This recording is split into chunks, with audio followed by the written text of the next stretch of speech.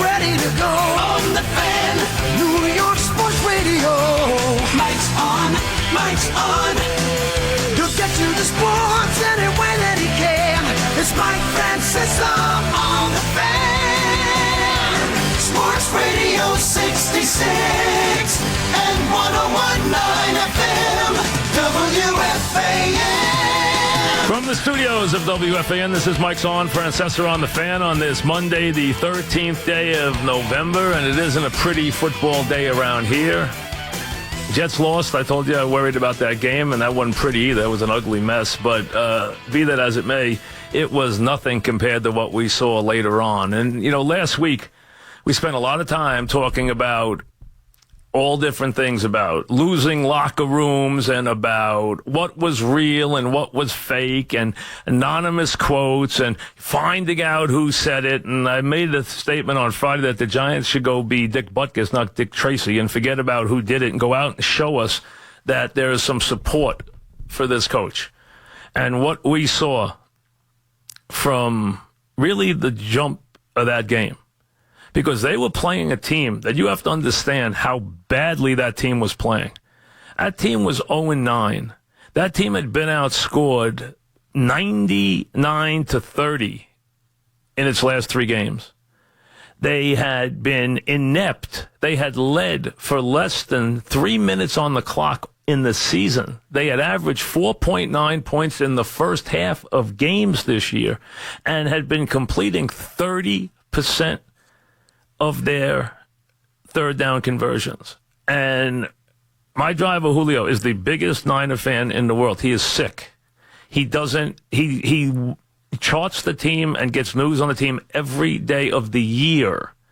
Okay? He is fanatical about it. And he even said to me all week, the Giants can't lose to my team. They're so beat up and so bad, it just can't happen. They cannot lose. And instead, they were blown out by that bunch. They made a team that has not done anything all year.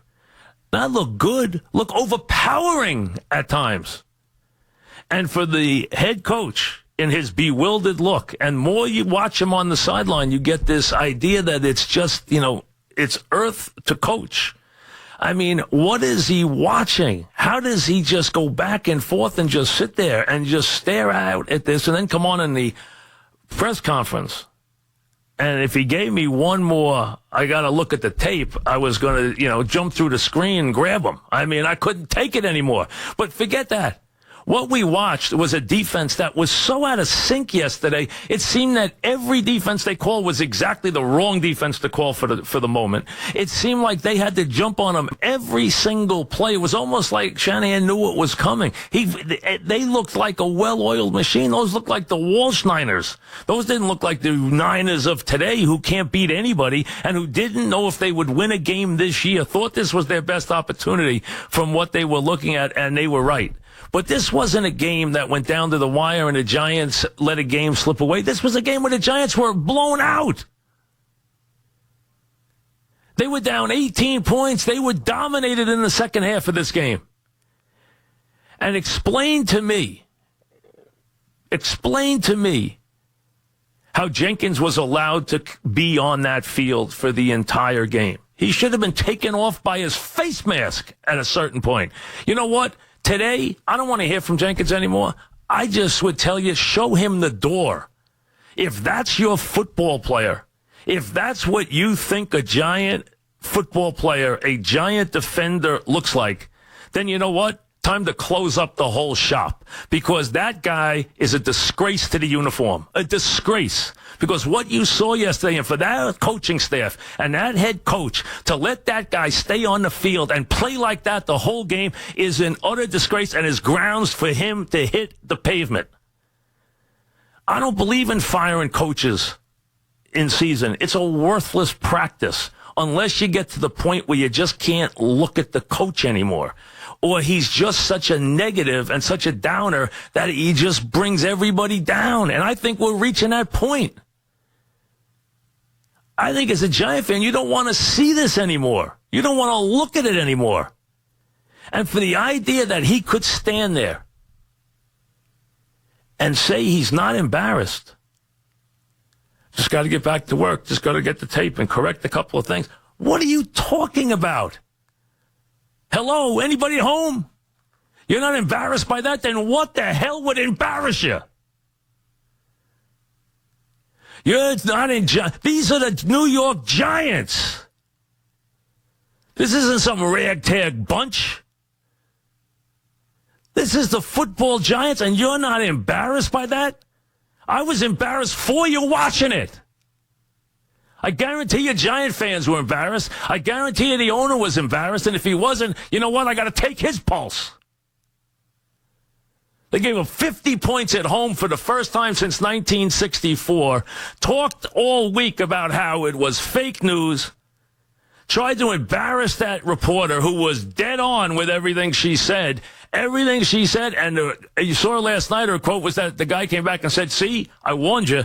Whoever gave her the thing was right on. He had the team pegged.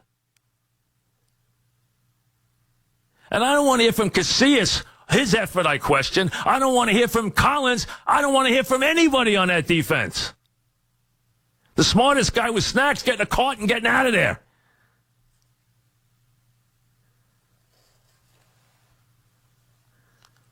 And you come into the press conference and you chafe at a question about your job. Hey, wake up. You're lucky they didn't leave you on the tarmac. What a disgrace. Giant football. And listen, I don't want to hear about Spags. Spags is responsible for that mess. They're quitting on him, too. They're not just quitting on the head coach. They're quitting on all the coaches. And they're quitting on themselves. And if you think you need players like Jenkins on the Giants, then think again. Were there guys who tried yesterday? Yeah. I think Vernon tried. There were guys on offense. I think most of the offense tried. That's the sad part. With the offense, they are trying. The problem is only about 4 of them can play. They were trying. And they were getting nowhere in the second half. And I can't explain what Eli did on that play. That was one of the worst-looking plays in the history of football. I think, and we'll talk to him later, that he was trying to pass it, is what I thought. He just lost the handle as he was getting ready to kind of sidearm it, is the only thing I could think, because all you had to do is wrap up and kick a field goal. But how many times has Eli got to get hit cold where nobody even touches the guy? You know, he must see those open rushes in his sleep. And that was a quarterback who had set an NFL record for being hit. Bethard was a quarterback who had set an NFL record for being hit in his first 5 starts more than any quarterback in the history of football. He had been sacked 14 times in his last 3 games. He could have played in a tuxedo yesterday.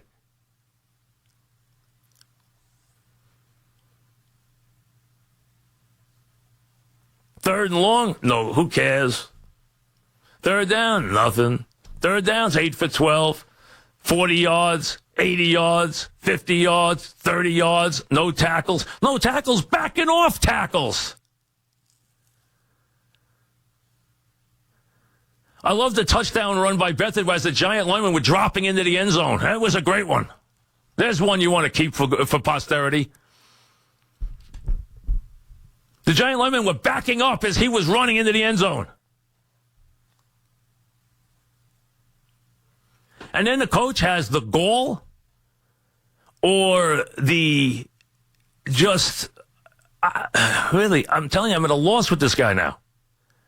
To step into a room and when asked a legitimate question about Jenkins, what did you think of Jenkins' performance? Did you think of taking him out again? I have to see the tape. Where were you? You didn't see him yesterday? What are you doing during the game? You see anything? Notice anything? Anything grab you fancy? Anything you noticed about your team yesterday? Well, I just got to get the take, correct a couple things.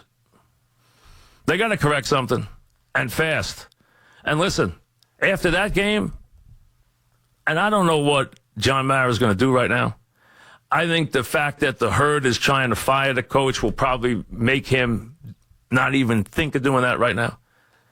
But the only reason you do that at this point, because this season's deader than dead, and their future is deader than dead with that staff, it's time to clean house. We all know that. That's not even a discussion point anymore. The question now is when, not if. But to do it, it really serves no purpose. You're not going to put somebody else in the head coach's job off the staff and have the thing miraculously turn around. It's not going to happen.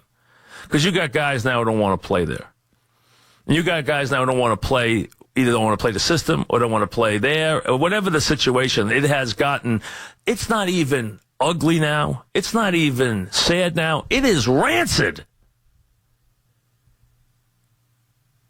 You can't cover tight ends who stink. What are you going to do when Travis Kelce comes in your building? And those guys will dance. I want to see this. I want to see this group with that attitude chasing Smith and Hill and Kelce all over the field this Sunday. That should be a picnic in their building. Seats available. 4 home games left. Are we kidding? The amazing thing is when I finished with this game yesterday and waited forever to see his press conference, I said to myself, they have 7 games left. 7 games. Who could take 7 more games? No one could take 7 more games of this. No one could watch nor look at or observe 7. Well, Paul Dottino probably could. But, I mean, that's basically it.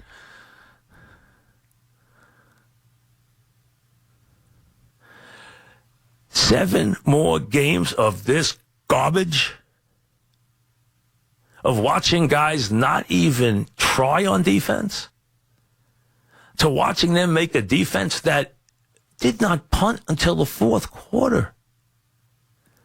And I watched the Denver pregame, and Denver, guys who have won Super Bowls, said, we were embarrassed in Philly last week. We apologized to our fans. What's going on? What's this coach thinking? I'm not embarrassed? The question, that the follow-up, it begs to be asked. I got to ask a coach, what would embarrass you if you're not embarrassed by what you've seen the last 2 weeks? Getting run out of your own building and giving up 50 points, or going out and playing an 0-9 team that is so bad they're afraid to put their future quarterback in because they think he's going to get killed, and they go and make the Giants look like a bunch of bums, and they roll over them. Because there was one team out there that cared yesterday. One. The one coached by the coach with a future. The other coach is a dead man walking. The only question is when. Back after this.